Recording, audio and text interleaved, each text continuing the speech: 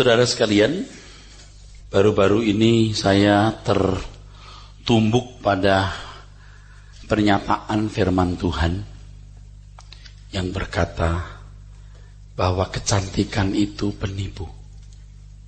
Ya. Saya bukan sedang memelecehkan ibu-ibu dan kaum wanita. Kecantikan itu penipu.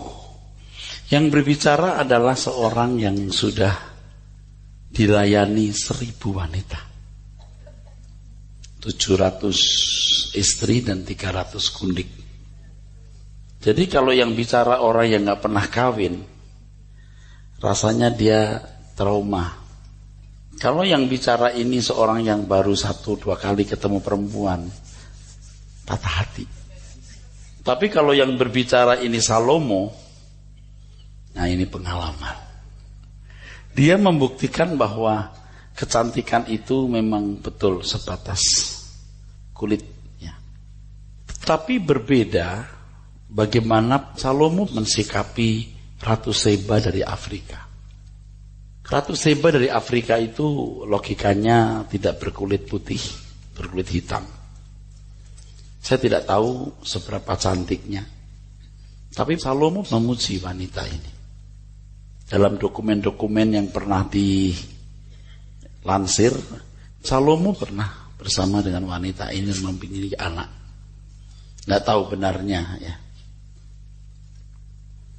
Wanita ini datang jauh-jauh dari Afrika ke Palestina, itu jauh. Karena hikmat Salomo. Karena hikmat Salomo. Saya kira dia bukan dalam istilah kasar boleh ya, gak gatelen saudara. Mau ketemu Salomo karena dia ganteng atau kaya, enggak. Tentu sebagai wanita dia juga terhormat dan dipuja oleh banyak pria sebagai raja. Dia tertarik pada hikmat Salomo. Dan Salomo bisa berjalan seiring dengan wanita ini. Kalau cari istri, jangan sekedar dia cantik. Cantikan dinikmati oleh mata dan klimaksnya di tempat tidur. 1 jam, setengah jam, apa semalam suntuk. Tetapi jam-jam yang lain itu bersama-sama, saudara. Di meja makan, di jalan bersama-sama. Jadi perbedaan cara berpikir, perbedaan konsep itu membuat kesenjangan. Kalau wanita-wanita yang bersama dengan Salomo yang cantik-cantik dari berbagai wilayah itu hanya karena mengingini kekayaan Salomo, atau karena Salomo ganteng, atau karena terpaksa, atau kehormatan jadi istri atau gundik raja. Beda dengan ini, Ratu Seba. Ratu Seba pasti orang pinter. Kenapa? Orang pinter itu orang yang mengerti nilai-nilai kecerdasan. Orang berhikmat juga memiliki kemampuan mengerti nilai-nilai kebijaksanaan atau hikmat. Jadi Salomo bisa loh berjalan seiring dengan orang-orang seperti Ratu Seba ini.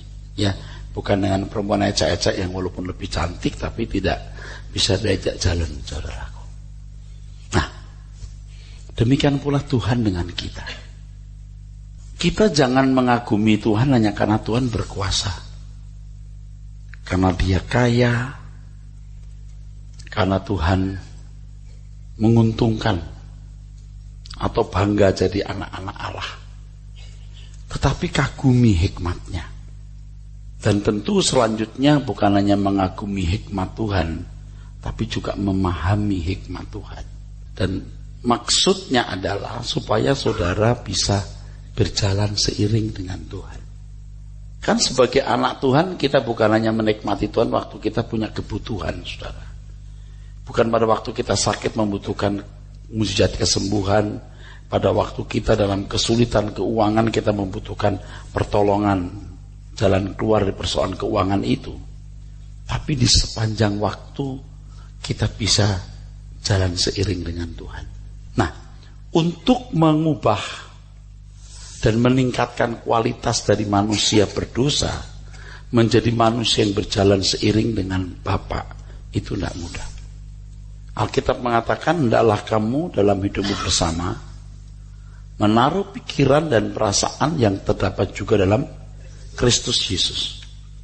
Dari pikiran kodrat dosa menjadi seorang yang memiliki pikiran perasaan Kristus. Wah, itu perlu usaha dari seseorang dengan sungguh-sungguh. Nah, kita seringkali kurang berusaha sungguh-sungguh karena kita tanpa sadar berpikir bahwa Tuhan akan membuat kita jadi bertumbuh, jadi baik. Seperti kalau saudara mendengarkan khotbah-khotbah di banyak tempat, di televisi, semuanya mengesankan kita pasif. Allah melawat hidupmu. Dia memulihkan hidup kita. Dia memberi kemenangan. Dia menyelamatkan kita. Dia memperdamaikan dirinya dengan kita. Pokoknya pasif. Paling-paling cuma gini, percayalah. Mempercayai dia memulihkan, mempercayai dia memberkati, mempercayai dia memberi kemenangan, mempercayai dia mengasihi. Tapi mengunci kita menjadi orang-orang yang pasif. Padahal keselamatan itu usaha Tuhan mengembalikan manusia kepada rancangan semula. Rancangan semula itu bukan hanya membuat manusia baik. Manusia mampu memiliki frekuensi berpikir seperti Allah. Atau frekuensi berpikir yang bisa berjalan seiring dengan Tuhan. Saya sebagai pembicara ini melewati tahun-tahun pelayanan yang begini panjang, saya belum merasa punya frekuensi yang baik. Sungguh, saya belum merasa memiliki frekuensi yang baik, saudara. Saya belum merasa punya frekuensi yang baik. Tuhan mau kita berjalan bisa seiring dengan Dia. Itulah sebabnya ada keselamatan. Nah, objek keselamatan seperti yang saya kemukakan adalah manusia itu objek keselamatan. Objek keselamatan itu manusia itu sendiri. Lalu manusia itu sendiri apanya yang diselamatkan? Kalau kita sering jawab dengan jawaban yang cepat, karakternya. Yang bagaimana karakternya? Jadi baik. Kalau jadi baik belum tentu nyambung dengan Tuhan.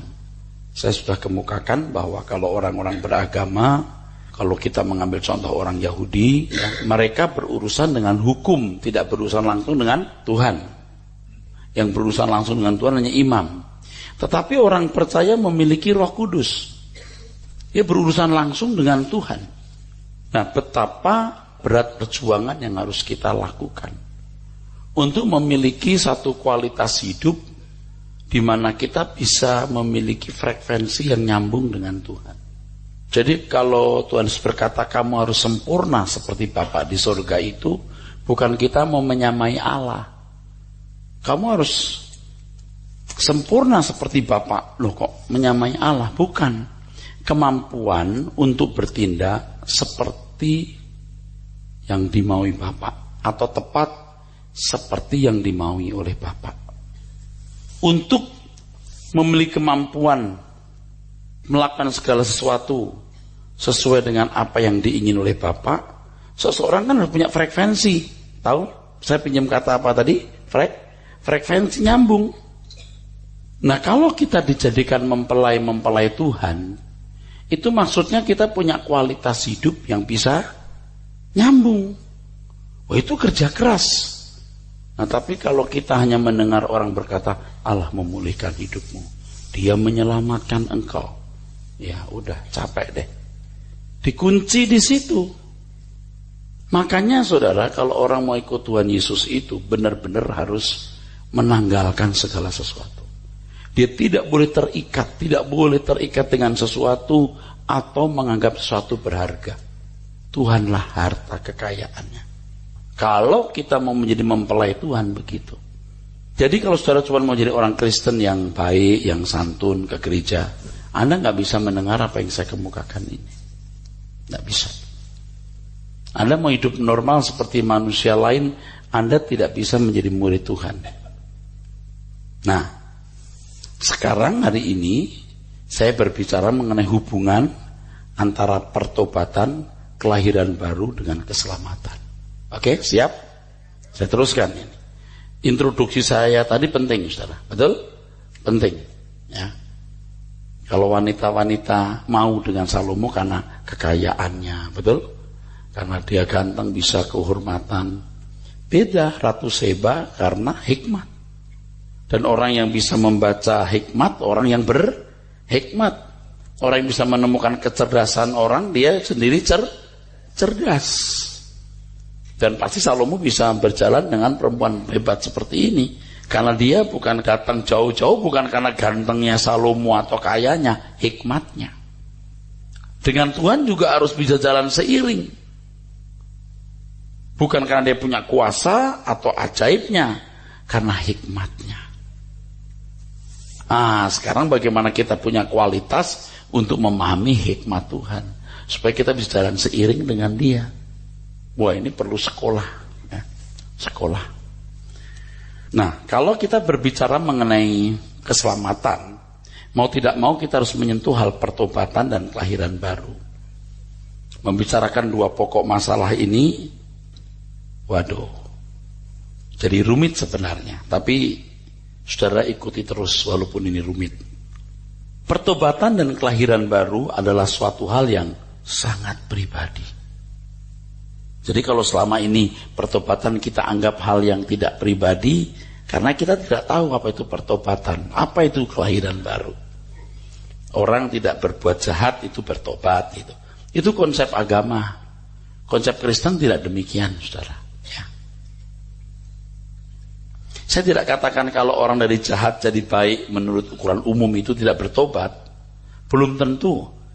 Dari jahat jadi baik belum tentu bertobat, belum tentu. Tapi dari jahat tidak baik pasti nggak bertobat. Kan begini, saudara. Ini jahat, ini baik. Bertobat itu dari jahat pindah ke baik. Kan gitu. Ini belum pertobatan. Ini masih ada lagi sempurna. Dari sini, betul, masih sini. Nah, untuk sampai di sini ini perlu salib. Perlu salib. Perjalanan panjang, salib, firman, dan lain sebagainya. Kita akan dengarkan ini. Ya. Jadi sebenarnya tidak mudah seseorang bisa menilai orang lain bahwa orang itu sudah bertobat atau tidak. Jadi gejala-gejalanya bukan waktu KKR nangis, lalu mengakui dosa-dosanya. Kalau KKR maju ke depan nangis, mengakui dosa-dosanya, dia sudah bertobat. Itu konsep agama lain loh. Juga seperti itu. Mengaku dosanya. So sekarang kita tanya, dosa apa yang kamu lakukan? Coba jawab. Saya menjudi, Om. Apalagi? Saya berzina. Apalagi? Saya ngelawan orang tua. Apalagi? Bisa nggak nyebutin satu persatu dosanya? Belum tentu bisa. Apal nggak? Belum tentu apal. Sering diringkas dengan aku berdosa. Gitu doang kan? Kalau Tuhan Yesus mengajarkan keselamatan itu begini, saudara. Salib menebus semua dosa. Itu sudah nggak ada sisa. Semua kesalahan diangkut.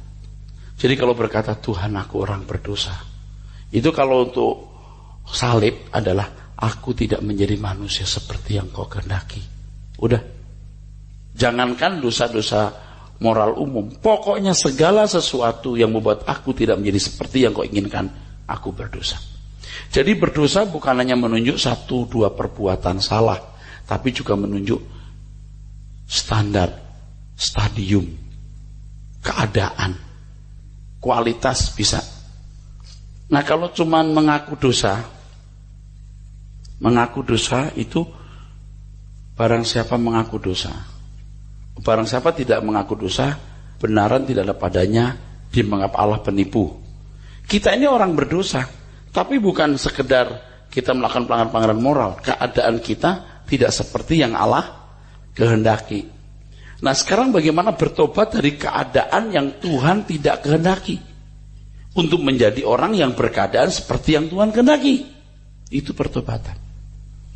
Dan ketika Anda melewati atau Anda bisa melewati keadaan yang Tuhan tidak kehendaki lalu masuk kepada keadaan yang Tuhan kehendaki, itu lahir baru. Siapa yang bisa membaca? Ya sulit, saudaraku. Ya. Anda masih bersama saya? Nangkap saya ngomong ini? Kan ini tidak bisa ngomong untuk semua orang dengan gampangnya. Sebab orang selama ini konsepnya bertobat itu dari jahat jadi baik. Kalau sudah nangis-nangis waktu KKR namanya bertobat. Suruh ngaku dosa. Coba ngaku dosa apa saja yang kamu lakukan. 1, 2, 3, 4, 5, 6, 7, 8. Bisa nggak semua diakui? Belum tentu bisa. Belum tentu bisa. Dia bisa ingat nggak? Belum tentu dia apa. Kalau sampai nggak ingat diampuni nggak Pak? Kalau nggak ingat diampuni nggak? Ya udah kalau begitu ngaku aja saya orang berdosa titik, betul nggak? Tapi aku orang berdosanya itu bahwa aku tidak berkeadaan seperti yang Tuhan kehendaki. Nggak apa-apa tapi semua dipikul semua Tuhan Yesus. Selesai. Semua dosa dunia dipikul, dosa kita ini selesai. Enak dong Pak. Ya kalau sudah jadi anak Tuhan, Anda jadi orang berhutang. Nah itu masalahnya. Itu masalahnya, kamu berhutang.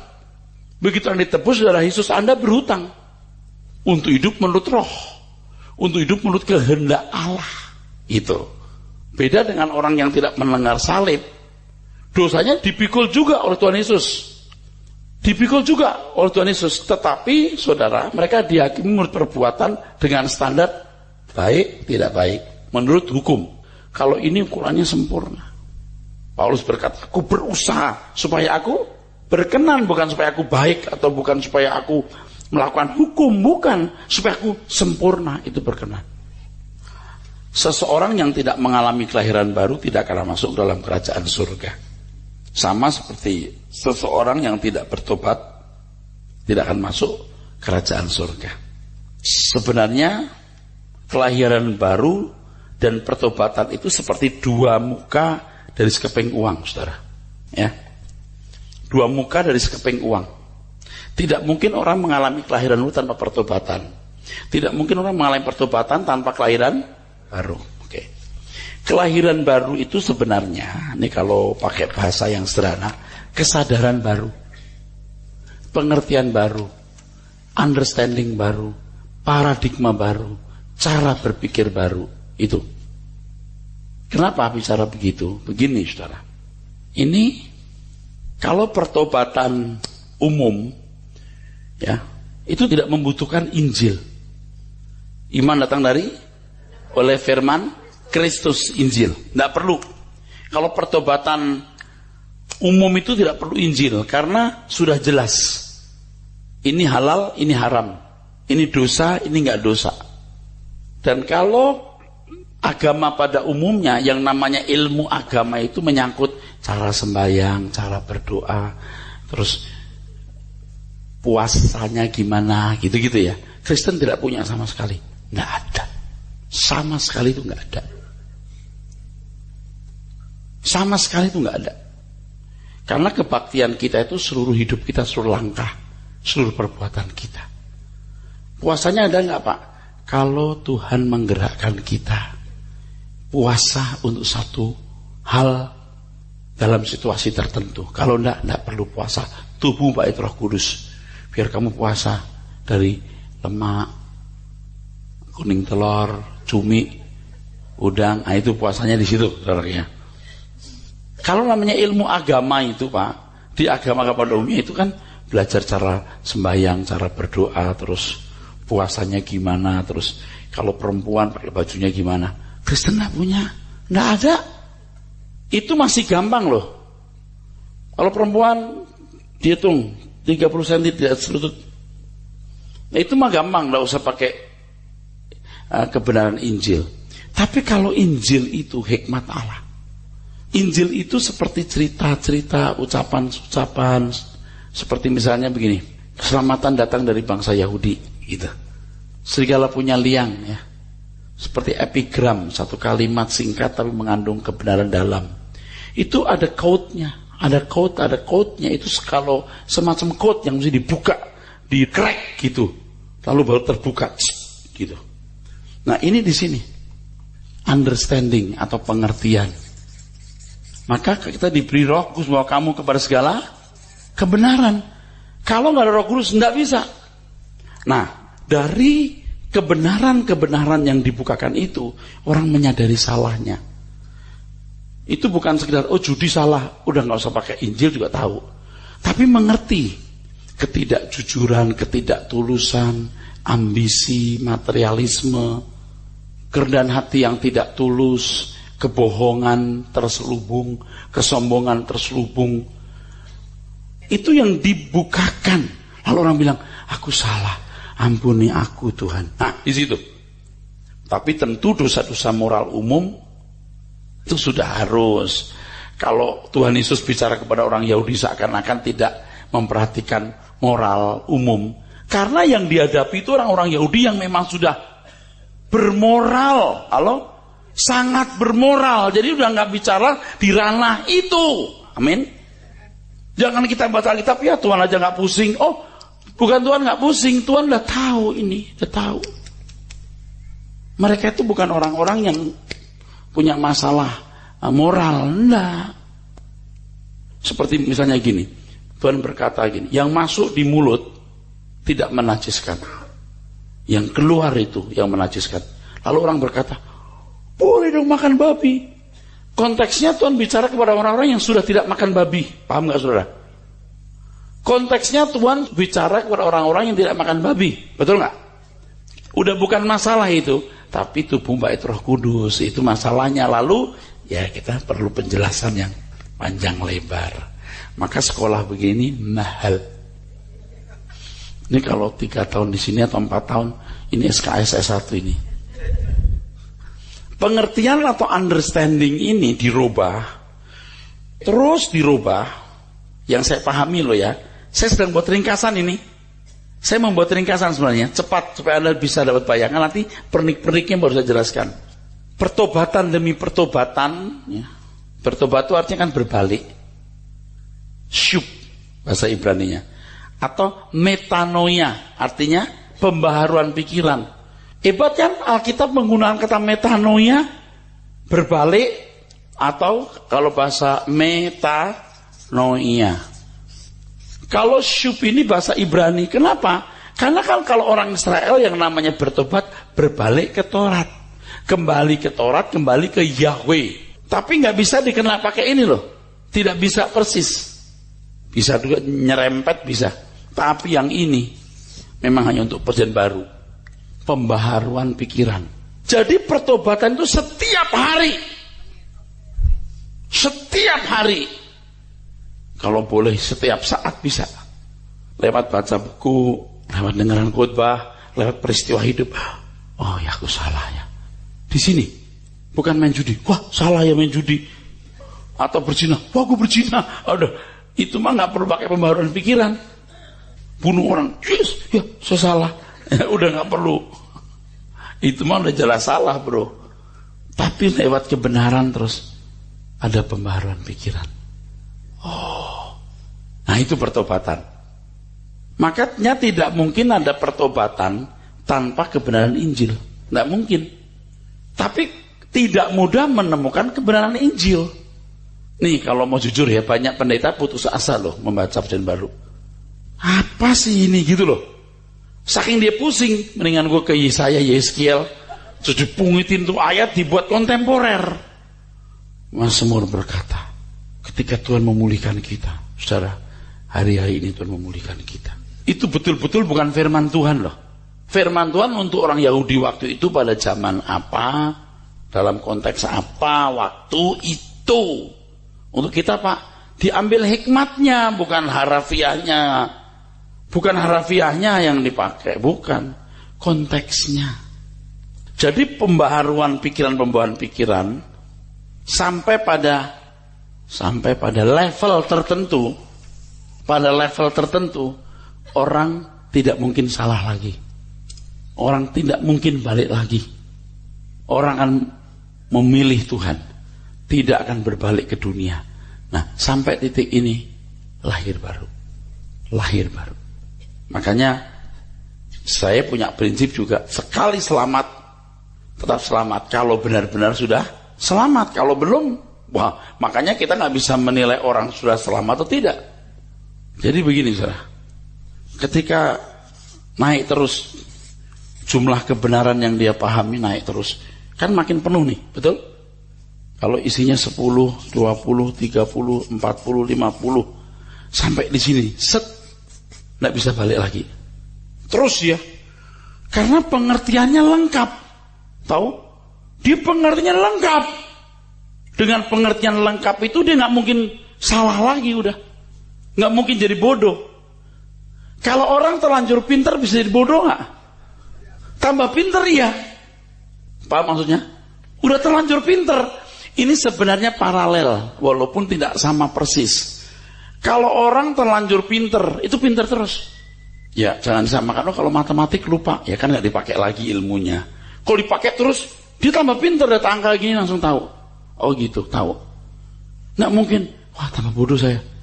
Nggak mungkin, terlanjur pinter, pinter terus. Asal kalau matematik ya dipakai terus gitu, saudaraku sekalian. Hidup kan dipakai terus, betul? Otak dipakai terus, nggak mungkin tambah bodoh dia. Sampai akhirnya dia berkata, yang ku ingini engkau saja, tinggal dalam kehendak rencana. Oke, cukup. Tapi sampai di situ itu ya level yang sulit, saudara. Ya, level yang sulit, saudaraku. Level yang sulit. Dia udah ngerti, dia mengalami, dia merasakan. Nggak mungkin balik saya. Lihat keindahan dunia sudah beda. Sudah beda. Gimana jelasinnya ya? Lihat dunia itu beda. Lihat keindahan dunia itu different. Dulu lihat orang punya mobil bagus, aduh bagus ya. Sekarang ya bagus buat lu, buat gua nggak bagus. Ya buat lu bagus, buat gua kagak. Malah gua mungkin nggak bisa pakai punya lu, itu aja. So, kalau saya pakai barang ini, orang lihat saya mewah, saya nggak jadi berkat, nggak bisa. Itu saudaraku sekalian. Oke.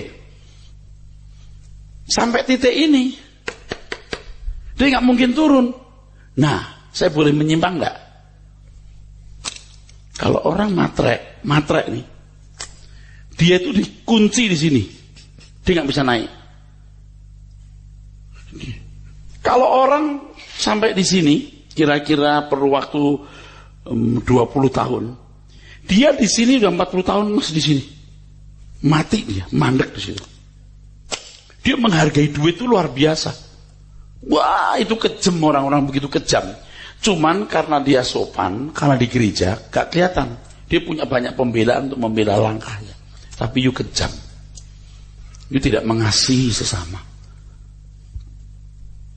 Kalau soal duit, soal harta, jadi kejam luar biasa. Dan dia dipaku di situ. Oke, saya pinjam kata duit. Yang benar adalah kemuliaan dunia. Saya bersyukur saya keluar dari situ. Saya belum sempurna, tapi saya sudah keluar dari sini. Jadi saya mengerti apa artinya keluar dari situ tuh. Jadi apa artinya lihat dunia? Oh, jalan-jalan kemana? Dulu masih pengen. Enggak apa-apa. Pergi boleh. Enggak pergi, enggak apa-apa. Wah, beda, saudara. Dan saya rindu saudara sekalian sampai level itu. Itu enggak membuat Anda jadi kurang bahagia atau tidak membuat Anda jadi miskin. Tidak, tidak. Jangan kampungan deh. Tuhan punya langit dan bumi jadi Bapak kita. Ini kalau sudah sampai di sini mentok, dia nggak akan haus firman Tuhan lagi. Kalau orang kena materialistis mati, maka Tuhan mengatakan, kalau kamu tidak melepaskan diri segala milikmu, kamu tak dapat jadi muridku. Itu di sini, kamu nggak berkembang. Dan dia nggak pernah lahir baru. Tambah baik, tambah bijaksana, tambah berhikmat, tambah sabar, bisa. Tapi tidak pernah lahir baru. Kok bisa, Pak? Ya bisa sekali. Tambah baik, tambah sabar, tambah bijaksana, tambah pintar melayani, tambah bisa konseling, tambah bisa khotbah. Bisa, tapi tidak lahir baru. Nanti kalau ada sentilan-sentilan itu ketahuan tuh manusia duniawinya itu masih ada. Justru orang yang lahir baru kita disentil gitu, langsung kelihatan ekstrimnya bahwa dia manusia Allah itu baru muncul. Tambah bijaksana, tambah tua, tambah sabar, tambah pintar melayani, tambah bisa khotbah, tambah bisa konseling, bisa, tapi tidak lahir baru. Ini jarang Anda dengar. Bahkan Anda tidak pernah dengar. Karena saya belum pernah mendengar orang ngomong begitu. Saya yang ngomong sendiri. Dan yang saya katakan ini benar.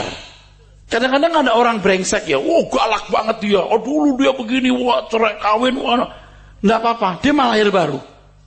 Dia ngikutin firman, lahir baru dia. Tapi ada orang yang dari dulu baik, track recordnya bagus-bagus, tapi nggak pernah lahir baru. Saya ngerti kalau sampai Tuhan Yesus berkata, pelacur pemungut cukai mendahului kamu masuk kerajaan Allah. Itu benar. Dan setan yang mengunci banyak orang tidak jadi corpus delicti. Sebab kalau untuk jadi corpus delicti itu seorang harus sampai tingkat lahir baru. Kalau dulu ya, saya lihat banyak orang ke gereja yang rajin-rajin, saya langsung bilang lahir baru. Sekarang enggak. Banyak faktor orang ke gereja itu. Yang punya jiwa religius itu ke gereja. Tapi titik tertentu dia akan menyerahkan nyawanya untuk Tuhan. Tapi orang yang lahir baru, itu tidak ada yang disisakan. Sampai tingkat gak ada yang disisakan buat Tuhan. Cintanya kepada Tuhan luar biasa. Kulabuhkan rinduku di peluk hatimu. Itu beda-beda loh orang. Tentu kau merasa yang ku rasakan. Kalau hanya ngomong saja, Tuhan bisa bilang, nggak ngerasain tuh saya. Kelak kita berjumpa, berpadu selamanya.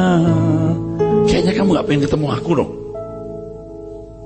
Kelak kita berjumpa, berpadu selamanya.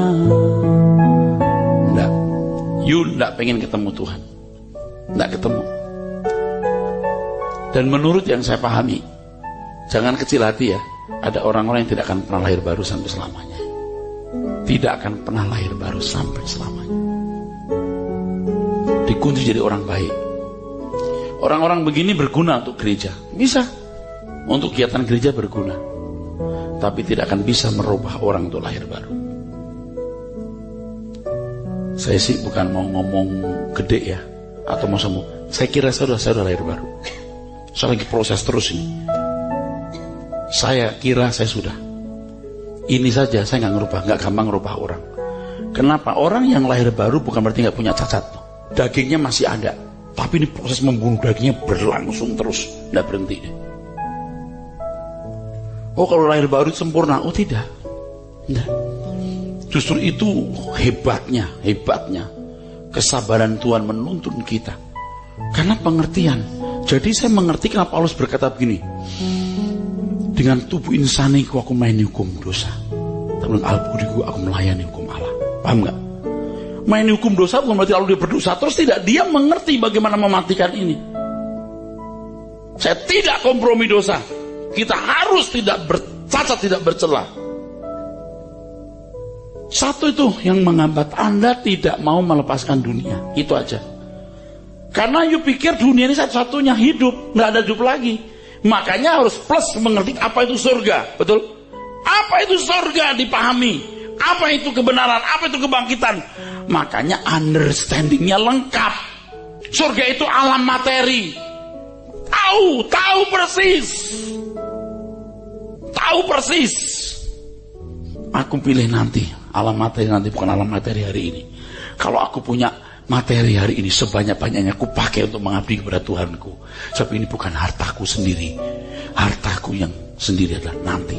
Kan Tuhan mengatakan, Tuhan, kalau kamu tidak setia dalam harta orang lain, bagaimana kamu dipercayakan hartamu sendiri? Nah, itu maksudnya.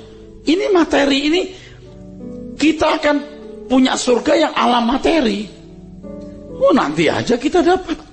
Berani nggak? Itu masalahnya. Sama kan anak-anak yang mau belajar sekolah.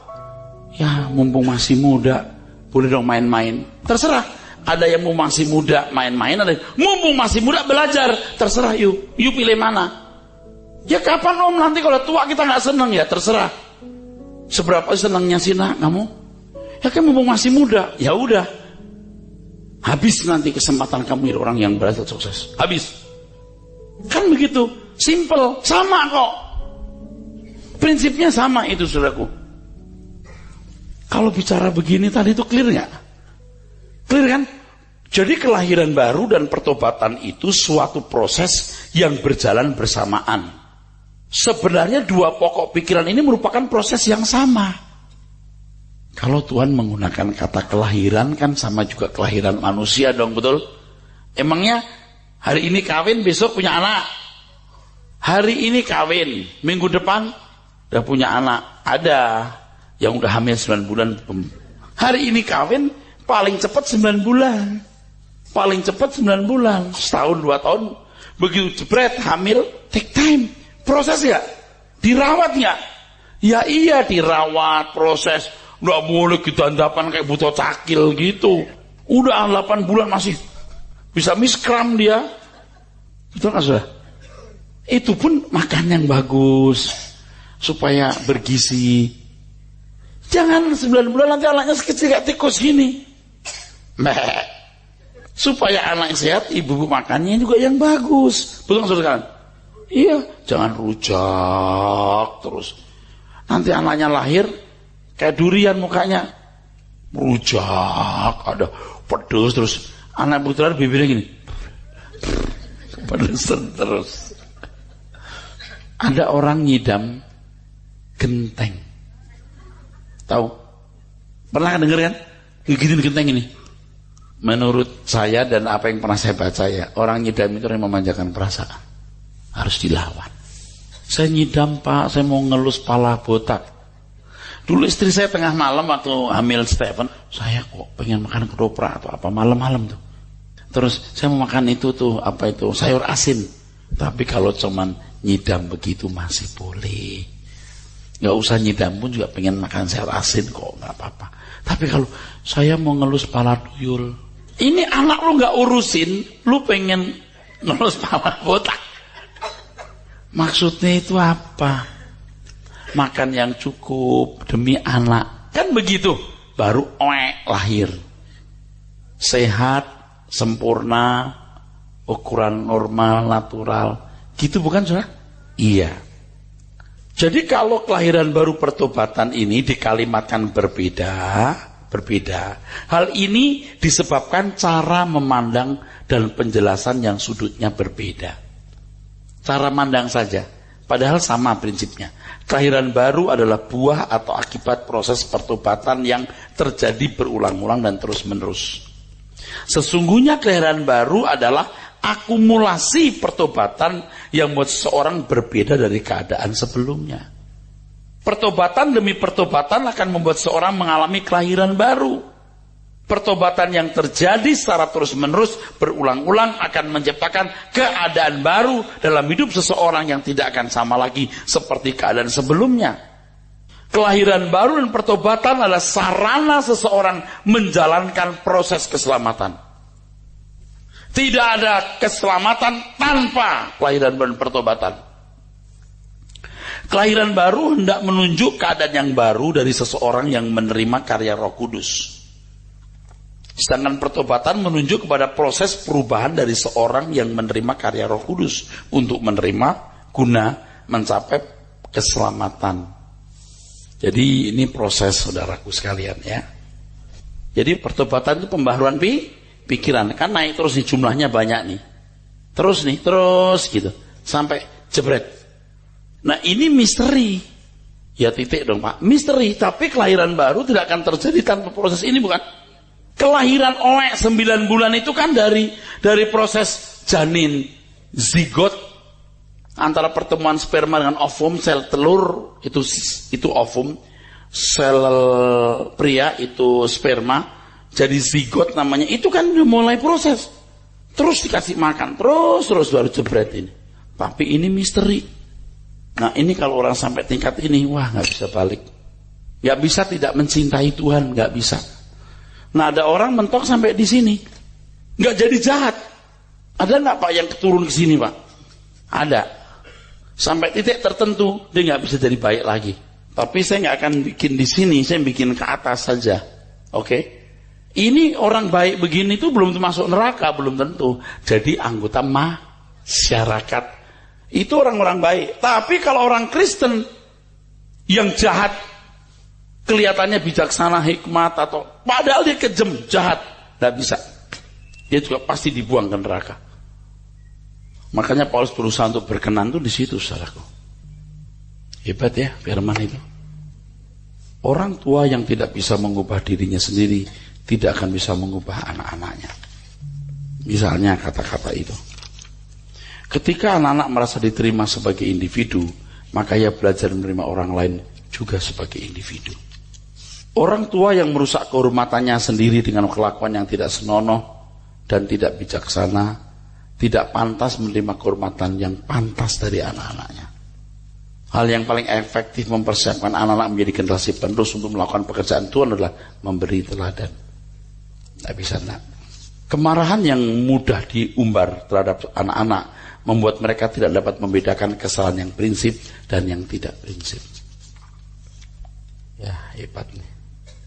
Action speaks louder than words. Tindakan lebih kuat dari suara, dari perkataan kita. Amin.